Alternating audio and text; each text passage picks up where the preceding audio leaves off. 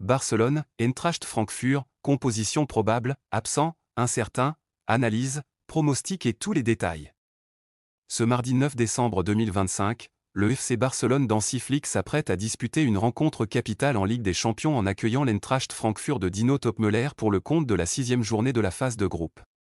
À ce stade de la compétition, chaque détail compte, chaque erreur se paie cash, et chaque point peut redéfinir le destin européen des deux clubs. Le Barça aborde ce rendez-vous avec un regain d'optimisme après sa victoire spectaculaire 5-3 face au Real Betis en Liga, un match qui a confirmé le potentiel offensif du groupe et a offert à l'équipe catalane un précieux élan de confiance.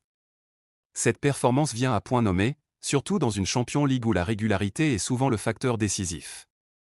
À l'opposé, l'Eintracht Francfort arrive dans une dynamique bien plus tendue. Corrigé 5-0 par le RB Leipzig lors de leur dernière sortie en Bundesliga, les Allemands doivent se reconstruire rapidement pour éviter de s'enfoncer un peu plus dans le doute.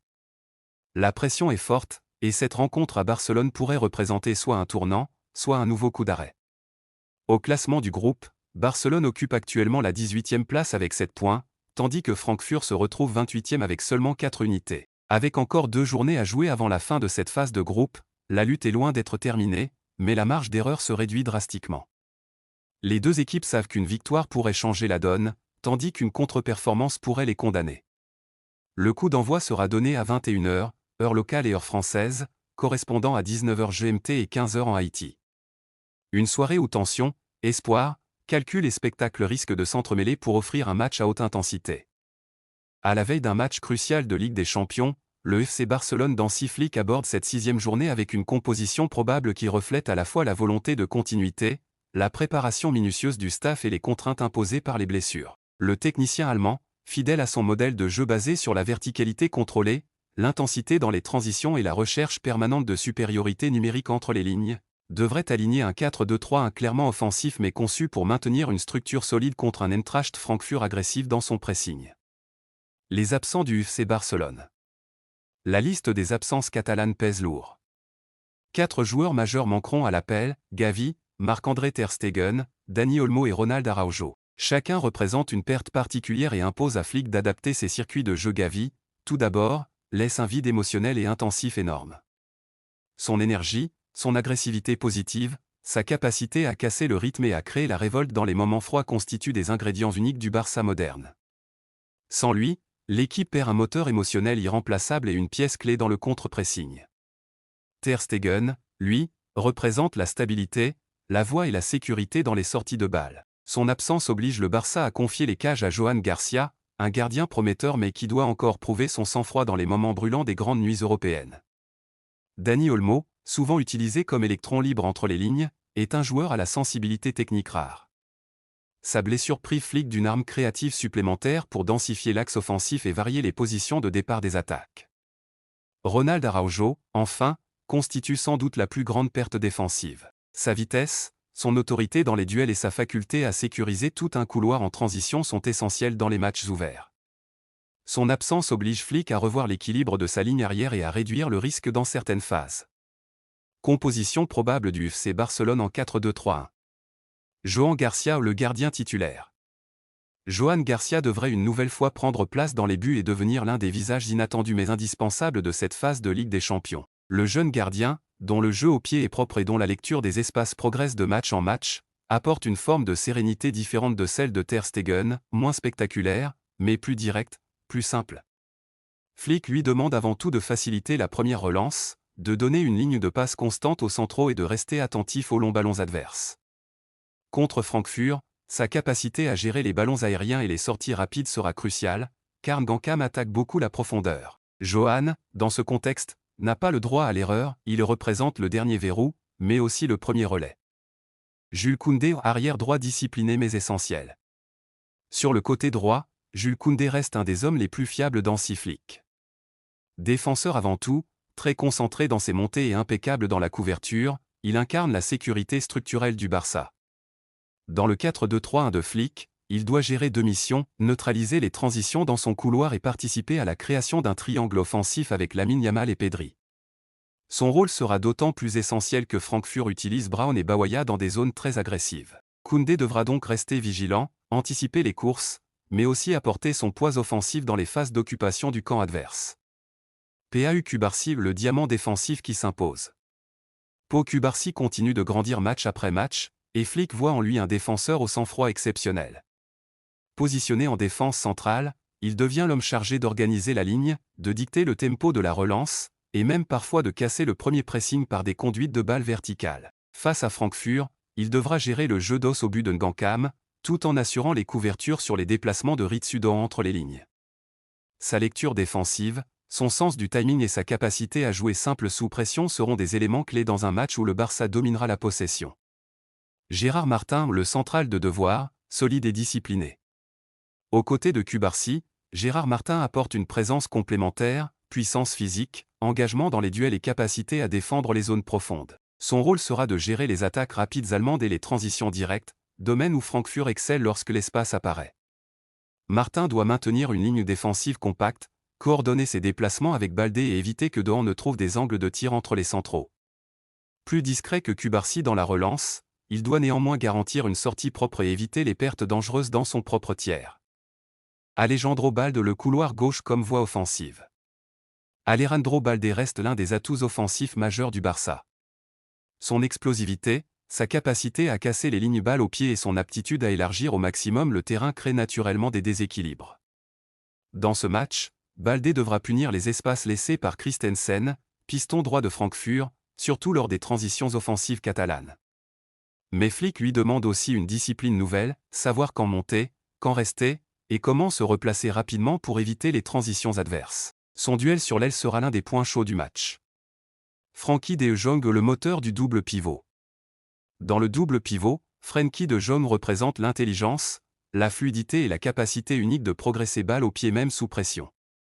Flick compte sur lui pour dicter le rythme, casser la première ligne allemande et connecter les milieux offensifs. Sa gestion du tempo sera essentielle, tout comme sa capacité à couper les transitions centrales, là où Daou et Shaibi aiment projeter le jeu. Frenkie devra aussi sécuriser les montées de Baldé et donner à Eric Garcia un point d'appui permanent dans la construction. Son rôle est total, relance, couverture, contrôle.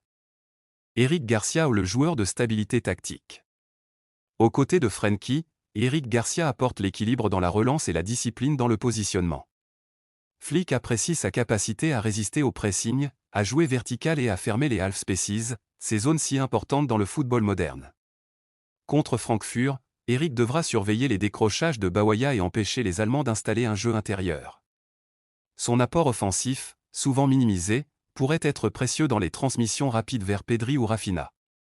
Lamine Yamal, l'ailier droit qui crée le danger. Sur le côté droit, Lamine Yamal est la source de magie, de dribble, de déséquilibre. Flick lui offre un rôle de créateur privilégié, avec liberté totale de rentrer intérieure, de changer de rythme ou de provoquer Brown en 1 contre 1. Son duel sera constant, physique, mais s'il réussit ses premières prises de balle, le match peut basculer dans son sillage. Lamine est aussi essentiel dans le pressing initial, car c'est lui qui oriente la relance adverse vers les zones où Barcelone veut récupérer le ballon. Pedri est le cerveau, le lien, la lumière. Positionné en meneur de jeu, Pedri représente la pensée et l'harmonie du Barça.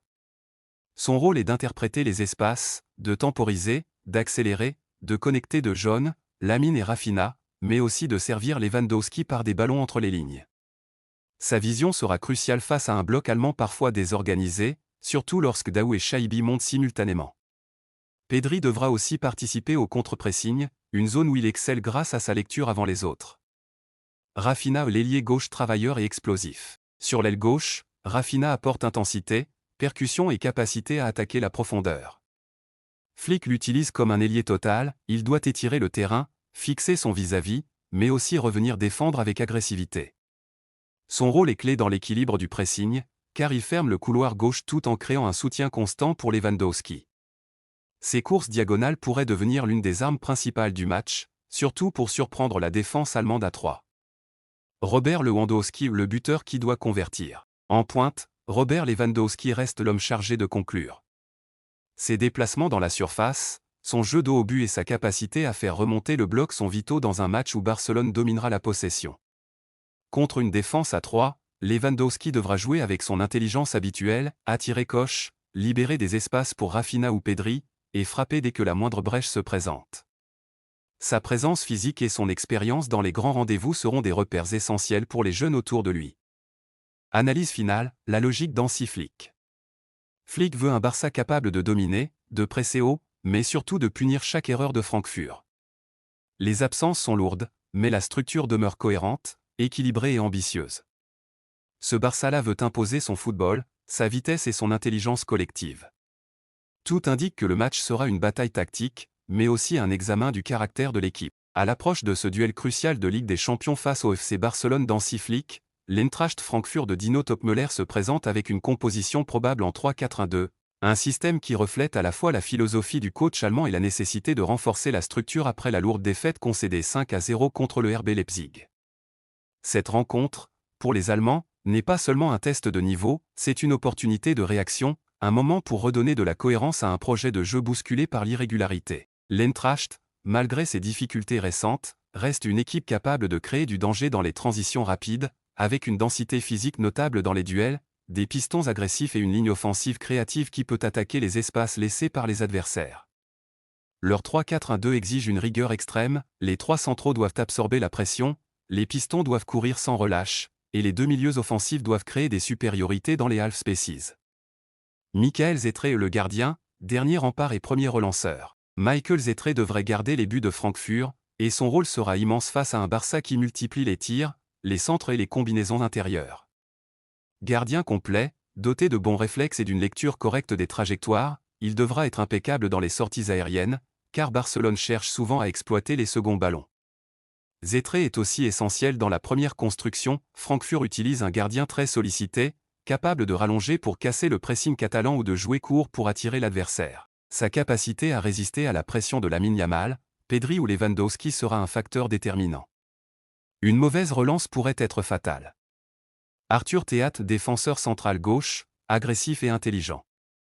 Arthur Théat occupera normalement le poste de défenseur central gauche. Solide dans les duels, très agressif dans ses sorties de zone, il est souvent le joueur chargé de casser les attaques adverses avant qu'elles n'atteignent la surface. Sa mission contre Barcelone sera d'anticiper les appels de Rafinha, d'empêcher Pedri de s'installer dans le half-space droit, et d'offrir une couverture efficace à Brown, le piston gauche. Théat doit jouer avec un mélange de prudence et d'audace. S'il sort trop haut, Lewandowski trouvera un espace à attaquer, s'il reste trop bas, il laissera Barcelone progresser sans opposition. C'est un rôle subtil, presque chirurgical. Robin Koch, le patron de la défense à 3. Au centre du trio défensif, Robin Koch est le leader naturel. Son positionnement, son sens de l'anticipation et son expérience dans les grandes compétitions font de lui le pilier de la ligne. C'est lui qui doit organiser la profondeur, guider Collins et Théat dans les déplacements latéraux, et surtout gérer Lewandowski, le joueur le plus dangereux dans la zone centrale. Le duel entre Koch et le buteur polonais sera l'un des axes majeurs du match. Koch devra maintenir un timing parfait, ne pas se faire embarquer dans des duels inutiles, et rester vigilant sur les décrochages de Lewandowski qui servent parfois de déclencheur aux infiltrations de Pedri. Sa relance sera également cruciale, il devra alterner entre jeux courts pour attirer le pressing et longues diagonales vers Brown ou Christensen. Nambi Collin, défenseur central droit, vitesse et couverture. Sur le côté droit de la défense, Nambi Collins est l'homme choisi pour apporter vitesse, agressivité et couverture défensive. Très rapide, solide dans les duels, il sera chargé d'affronter un adversaire redoutable, Rafinha. Le duel sera intense, physique et explosif. Collins devra éviter d'être aspiré trop haut par les décrochages du Brésilien, tout en étant prêt à couvrir derrière Christensen si le piston droit monte trop vite. Francfort compte beaucoup sur sa vitesse pour compenser les espaces laissés par le système à 3. Son alignement, sa gestion de la profondeur et sa capacité à rester concentré sur les changements de rythme adverse détermineront beaucoup de choses dans ce match. Nathaniel Brown, piston gauche, travailleur infatigable. Nathaniel Brown est l'un des joueurs les plus déterminants du système de Topmöller. Piston gauche à très gros volume de course, Brown représente l'équilibre entre défense et percussion. Son rôle sera double, fermer le couloir pour bloquer Lamine Yamal et offrir des solutions constantes en transition offensive. Brown devra surveiller les conduites de Koundé, résister au changement de rythme de Lamine, et empêcher Baldé de trouver des dédoublements faciles. Offensivement, il sera l'une des armes principales de Francfort, ses montées rapides, ses centres et sa capacité à attaquer l'intervalle peuvent mettre en difficulté un Barça souvent fragile dans la gestion des retours défensifs. Rasmus Christensen, piston droit, puissance et verticalité. Sur le côté droit, Rasmus Christensen apporte puissance et verticalité. Moins technique que Brown, mais très intense dans les courses, il doit peser sur Baldé et exploiter chaque espace laissé par les montées du latéral catalan. Son travail défensif sera également important, surtout dans le marquage de Rafinha, un joueur qui aime repiquer dans l'axe. Christensen devra aussi tenter de renverser le jeu lorsqu'il le peut, car la capacité de Francfort à étirer le bloc catalan dépend beaucoup de lui. S'il trouve le bon rythme, il peut obliger Baldé à rester plus bas et ainsi brider l'une des armes principales du Barça. Mahmoud Dahoud, le milieu axial créatif. Au milieu de terrain, Mahmoud Dahoud est le joueur créatif de Francfort.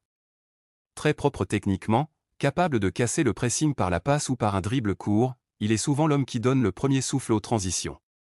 Contre Barcelone, son rôle sera immense, il devra gérer la pression de Frenkie de Jong, résister au déclenchement du pressing catalan et distribuer rapidement vers les zones libres. Dahoud doit également assurer un travail défensif important, car Pedri et de Jong tenteront constamment d'attaquer sa zone. L'équilibre de Francfort dépend beaucoup de lui. Fares Chaibi, le milieu axial hybride. À côté de Dahoud, Fares Chaibi apporte un profil différent, plus physique, plus vertical, plus porté sur les projections offensives. Chaibi doit couvrir les montées de Dahoud, équilibrer l'équipe lorsqu'un piston se projette, mais aussi attaquer les espaces lorsque Francfort récupère le ballon. Sa puissance peut poser problème à De Jong et Eric Garcia, surtout si le match devient plus direct. Chaibi devra aussi bloquer les circuits intérieurs du Barça, car son placement déterminera la qualité du travail défensif allemand au cœur du jeu. Jean-Matteo Bawaya, milieu offensif gauche, créativité et imprévisibilité. Dans le rôle de milieu offensif gauche, Jean-Matteo Bawaya incarne l'imprévisibilité, la créativité et le déséquilibre. Capable de percuter à l'intérieur, de combiner dans les espaces courts et de frapper de loin, il peut devenir un problème majeur pour Koundé et Cubarsí s'ils trouvent de la liberté entre les lignes. Bawaya cherchera à profiter des moments où le Barça perd ses repères défensifs, notamment lors des transitions. Il devra aussi participer au premier rideau défensif, en orientant la relance catalane vers les zones que Francfort veut piéger. Son duel intérieur contre Pedri pourrait décider de l'orientation du match. Ritsu Doan, un milieu offensif droit, technique et sens du timing. Ritsu Doan, sur le côté droit des milieux offensifs, est un joueur doté d'une technique fine, d'un très bon sens du timing et capable de trouver des angles de passe dangereux dans les petits espaces. Face à Baldé et Gérard Martin, il tentera de s'installer dans l'intervalle pour jouer face au jeu et provoquer. Doan possède aussi un tir dangereux et pourra frapper dès qu'un espace s'ouvrira à l'entrée de la surface. Son travail défensif sera clé, car il devra suivre les montées de Baldé pour éviter les décalages. Dans un match à haute intensité, sa capacité à garder la balle sous pression sera cruciale. Jessic Ngankam, l'attaquant axial, puissance et profondeur. En pointe, Jessic Ngankam représente la menace directe. Attaquant qui aime attaquer la profondeur, très puissant dans les duels et capable de jouer dos au but, il sera chargé de perturber Cubarsí et Gérard Martin. Ngankam doit peser physiquement sur la défense catalane, attirer un central pour libérer Doan ou Bawaya, et être prêt à convertir les rares opportunités que Francfort aura dans la surface. Son rôle sera aussi défensif, presser la première relance, forcer Johan Garcia à jouer long et empêcher De Jong de construire tranquillement. S'il gagne ses duels, Francfort aura des situations dangereuses. Analyse finale, la logique tactique de Dino Topmöller. Cette composition en 3-4-1-2 reflète la volonté de Topmöller de retrouver de l'équilibre, après une période difficile. Les idées principales sont claires. Pronostic du match Barça-Eintracht Francfort, 9 décembre 2025. Ce mardi 9 décembre 2025, le FC Barcelone d'Hansi Flick aborde une soirée cruciale en Ligue des Champions en accueillant l'Eintracht Francfort pour cette 6e journée décisive de la phase de groupe. Le Barça, porté par sa victoire folle 5-3 face au Betis, arrive avec le moral gonflé et des certitudes offensives retrouvées. Les mécanismes progressent, les automatismes s'affinent, et les cadres semblent reprendre le contrôle du jeu au meilleur moment. En face, Francfort se présente dans une dynamique bien plus délicate après avoir subi un violent 5-0 contre Leipzig. L'équipe allemande doit réagir, mais se rendre au Montjuïc pour jouer une qualification est tout sauf une mission simple. Leur système en 3-4-2-1 peut poser des problèmes en transition, mais il expose aussi beaucoup la défense si le pressing n'est pas parfaitement coordonné. Sur le papier, le Barça semble supérieur dans la possession, la créativité et la capacité à s'imposer dans les temps forts. Malgré les absences importantes, Gavi, Ter Stegen, Olmo, Araujo, la structure prévue en 4-2-3-1 reste solide et cohérente. Lamine Yamal, Pedri et Rafinha forment un trio capable de renverser un match à tout moment, tandis que Lewandowski semble retrouver du tranchant dans la surface.